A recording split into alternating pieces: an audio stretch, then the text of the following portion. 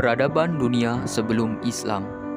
Peradaban dunia menjelang lahirnya Islam telah menyimpang jauh dari ketentuan ajaran Allah. Pada masa pra-Islam, terdapat dua kekuatan peradaban dunia, yaitu peradaban Romawi Timur dan peradaban Persia, dua kerajaan yang menjadi tetangga Arab, tempat lahirnya Islam. Peradaban Arab ketika itu memiliki corak, yaitu bobroknya moralitas, bahkan sama sekali tidak mencerminkan budaya yang positif, sehingga peradaban Arab ketika itu disebut sebagai peradaban jahiliyah. Peradaban Romawi Timur. Kerajaan Romawi didirikan pada tahun 753 sebelum Masehi dengan ibu kotanya Roma dan usianya lebih 10 abad. Kerajaan Romawi mengalami puncak kejayaan pada masa Maharaja Justinus I dari tahun 527 sampai 565 Masehi, dan pada zamannya pula terjadi peperangan seru dengan kerajaan Persia Sasani dan berakhir dengan perjanjian damai yang tidak kekal. Iya semuanya. Yang pertama, agama. Agama di peradaban Romawi Timur dibagi menjadi 3 aliran. Yang pertama, aliran Yakibah. Aliran Yakibah banyak dianut di Mesir, Habsyah, dan lain-lain. Yang kedua, aliran Nasatiroh. Banyak dianut di Musil, Irak, dan Persia. Sedangkan aliran Mulkaniyah banyak dianut di Afrika Utara, Sisilia, Syria, dan Spanyol. Di antara ketiga aliran ini terjadi perbedaan keyakinan.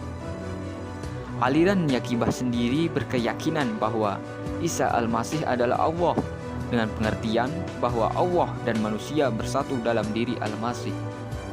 Aliran Nasatiroh dan Mulkaniyah berkeyakinan bahwa dalam diri Al-Masih terdapat 2 tabiat, yaitu tabiat ketuhanan dan tabiat kemanusiaan.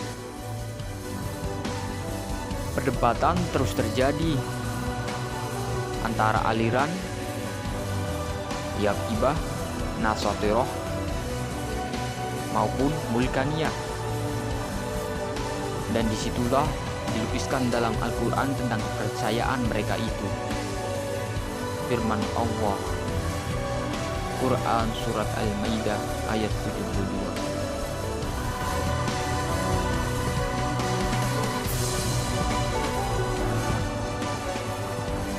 Yang kedua, filsafat. Hal ini membicarakan masalah kebudayaan Romawi, terutama filsafat, kesenian, ilmu pengetahuan, dan kesusastraan. Kita harus membicarakan juga masalah kebudayaan Yunani, karena kebudayaan Romawi pada hakikatnya adalah lanjutan dari kebudayaan Yunani. Yurdi Zaidan membagi kebudayaan Yunani kepada 7 zaman, yaitu sebagai berikut. 1. Masa dongeng atau mitologi. Kedua, masa pahlawan atau heroik. Yang ketiga, masa lirik atau perasaan. Yang keempat, masa kemasan. Yang kelima, masa Iskandari. Yang keenam, masa Yunani sampai Romawi. Yang ketujuh, masa Bizantium. Yang ketiga, bahasa dan kesenian.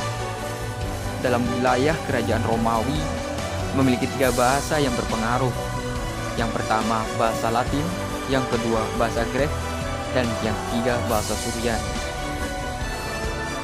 Kesenian dalam peradaban Romawi Timur dibagi bermacam-macam. Yang pertama, seni lukis. yang kedua seni pahat, yang ketiga seni bahasa, yang kelima seni suara. Pada peradaban Persia, kerajaan Persia merupakan saingan dari kerajaan Romawi Timur, di mana antara kedua kerajaan tersebut terus-menerus terjadi peperangan karena masing-masing ingin merebut daerah kekuasaan dan pengaruh. Pada waktu Yustianus menjadi Maharaja Romawi Timur, kerajaan Persia berada di bawah kuasaan Maharaja Anushirwan dari dinasti Sasanid atau Sasania yang terkenal sangat adil. Anushirwan dengan pasukan berkuda dan pejalan kaki menyerbu daerah-daerah Romawi Timur sehingga jatuh satu persatu, sedangkan Yustianus mengadakan perlawanan seru di bawah panglimanya. Sehingga terjadi perang selama 20 tahun dari tahun 441 sampai 461 Masehi dan berakhir dengan suatu perdamaian di mana Yustianus harus membayar upati kepada Anushirwan tiap tahun sebanyak 30.000 dinar. Setelah itu, pada hakikatnya permusuhan antara dua kerajaan tersebut terus berlangsung, sehingga keduanya mengalami kemunduran dan kehancuran. Hal tersebut terus berlangsung sampai datangnya agama Islam, di mana akhirnya kedua superpower pada waktu itu menyerah kalah kepada kebenaran Islam. Dari segi agama, masyarakat Persia lama cenderung untuk menyembah berbagai alam nyata seperti langit biru, cahaya, api, udara, air, dan sebagainya, yang semua zat itu merupakan pandangan sebagai Tuhan.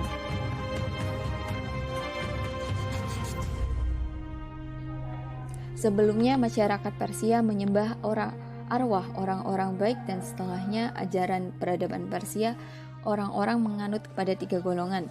Yang pertama Zoroaster, ajaran yang didasarkan atas prinsip agama lama yang telah diperbaikinya. Yang kedua Al-Manuiyah, ajaran yang berupa campuran agama Zoroaster dengan agama Nasrani yang dibawa oleh Nanu dan Mani. Yang ketiga Mazdak, agama yang membawa paham baru dalam agama 2 tahun, Tuhan cahaya dan Tuhan gelap, dan ajarannya mirip dengan komunisme. Dalam filsafat Zoroaster, di antara pembahasan mereka yang bersifat filsafat yaitu pembahasan tentang nafs, merupakan agama Zoroaster bahwa nafs instan diciptakan Tuhan dan tidak ada, kemudian dapat mencapai kehidupan abadi yang bahagia. Apabila ia sanggup memerangi kehajatan di atas muka bumi ini, Tuhan memberikan mereka kebebasan memilih antara baik dengan yang jahat. Dalam diri manusia terdapat berbagai kekuatan seperti daya rasa, daya hidup, daya akal, daya ruh, daya jaga, dan sebagainya. Bahasa yang digunakan pada peradaban Persia sendiri yang terjadi bahwa Persia resmi memakai bahasa Pahlavi dan juga menjadi bahasa kitab suci mereka. Oleh karena itu, pengaruh kitab agama ini dalam memelihara dan memperkembangkan bahasa Pahlavi sangat besar sekali. Sastra Persia dalam bahasa Pahlavi sedikit sekali yang masih tersisa, karena sastranya yang pada umumnya bersemangat agama yang berkeyakinan 2 tahun. Karena itu Islam telah menggantikan bahasa dan huruf Pahlavi dengan bahasa huruf Arab. Yang masih tersisa dari bahasa dan huruf Pahlavi itu yaitu batu-batu tertulis, sejumlah peraturan dari kerajaan Sasanid mengenai perkawinan, perbudakan, dan lain-lainnya. Hasil seni Persia yang paling kuno yaitu keramik, patung, berbagai perabot dari perunggu, dan lain-lain, seni lukis, dan arsitektur. Pada masa dinasti Achaemenid, sisa peninggalannya tampak pada runtuhan-runtuhan istana di Babylon, Susa, Persepolis.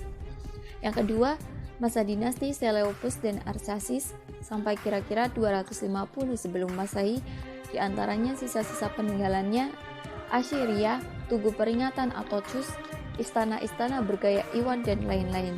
Yang ketiga, masa dinasti Sasanid. Sisa-sisa peninggalannya yaitu istana bergaya Iwan yang di belakang Iwan utama didirikan balai rum berkubah, jembatan-jembatan dengan busur meruncing, gambar-gambar timbul pada bukit berbatu, barang-barang perak anggun, beberapa tenunan dari sutra, dan lainnya. Sistem politik pada masa itu sangat didominasi oleh dua kerajaan besar, yaitu Persia atau Sasania di sebelah timur dunia berpusat di Isfahan atau Iran di bawah kekuasaan Khusro II dengan Zoroaster atau Majusi sebagai agama resmi negara. Dan Bizantium atau Romawi Timur di belahan barat dunia, berpusat di Konstantinopel atau Turki, di bawah kekuasaan Kaisar Maurits yang bergelar Augustus.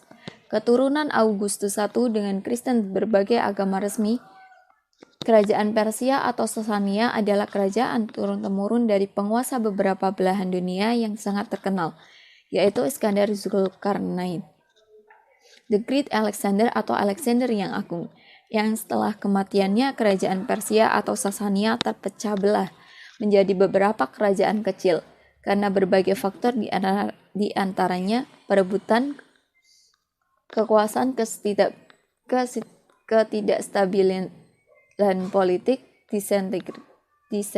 disintegritas bangsa, kelemahan ekonomi, dan lainnya. Peradaban Arab Jahiliyah sebelum masuknya Islam.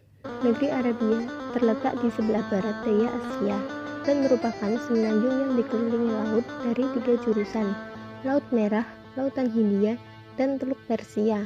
Negeri-negeri Arabia pada umumnya terdiri dari batang pasir, tetapi tidak semuanya tandus, ada pula yang subur. Para ahli geografi purba membagi Jazirah Arabia sebagai berikut. 1. Arabia Petrix, yaitu daerah-daerah yang terletak di sebelah barat daya lembah Syria. 2. Arabia Deserta, yaitu daerah Syria sendiri. 3. Arabia Felix, yaitu negeri Yaman. Bentuk pemerintahan bangsa Arab. Bangsa Arab tidak memiliki sistem pemerintahan seperti yang kita kenal. Mereka tidak memiliki peradilan tempat memperoleh kepastian hukum tentang suatu kasus atau tempat memvonis suatu tindakan pelanggaran. Ayamul Arab. 1. Perang khusus. Perang ini terjadi antara kabilah Bakar dengan kabilah Taglib selama 40 tahun, hanya disebabkan perselisihan mengenai seekor unta. 2. Perang Dahis. Perang ini terjadi antara pimpinan suku Al-Hubara dan suku Dahis, juga selama 40 tahun, hanya lantaran beberapa perselisihan kecil. 3. Perang Fujar. Perang ini terjadi kira-kira 268 tahun sebelum Nabi Muhammad diutus menjadi Rasul. Keadaan kemasyarakatan. Tanah Arab didiami oleh 2 kelompok bangsa Arab, yaitu bangsa Arab Badawi atau kampung dan bangsa Arab kota. Bangsa Arab Badawi adalah mereka yang tinggal di padang pasir. Sedangkan bangsa Arab penduduk kota, mereka adalah orang-orang yang tinggal di kota-kota yang aktif dengan pertanian dan perdagangan, sehingga mereka berhasil memperoleh kekayaan dan keuntungan besar. Di antara perilaku buruk masyarakat Arab Jahiliyah adalah menanam bayi perempuan hidup-hidup karena takut hinaan atau noda. Bahasa dan seni bahasa. 1. Hitabah. Hitabah adalah salah satu alat komunikasi yang sangat luas medannya di samping sebagai penyair. 2. Majelis al-adab dan sauku ukas. Kebiasaan masyarakat Arab Jahiliyah yaitu mengadakan majelis atau nadwah yang mendeklamasikan saja, bertanding pidato, tukar-menukar berita, dan sebagainya. Catatan keturunan atau al-ansab. Inilah salah satu hal yang sangat penting bagi Arab Jahiliyah, dikarenakan untuk memelihara asal-usul keturunan.